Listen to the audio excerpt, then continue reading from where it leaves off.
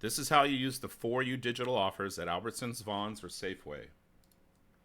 The first thing that you want to do is you want to confirm that the app's mobile number matches the phone number used in the store. To do that, we're going to select Member in the lower right, select Account in the top right, select Personal Info, and in the field Phone Number Used in Store, this should match the one that you use in the store. A common issue is that this field is either blank or there's a different number listed there. So make sure they match so you can edit or add the phone number if you wish. If you have any trouble, contact the For You support.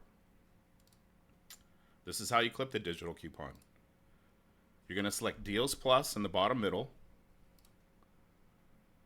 Search for the item that you're looking for. In this case, I use tortillas. And then select the Clip Deal button. You'll know it's successful when you see clipped in green. Now, this is really important as well. What you want to do is make sure that the item that you put in your cart matches what you clipped.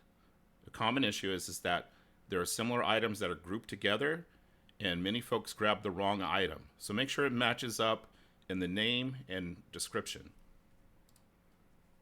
And then at checkout, what you're going to do is use your phone number, and you should get your deal.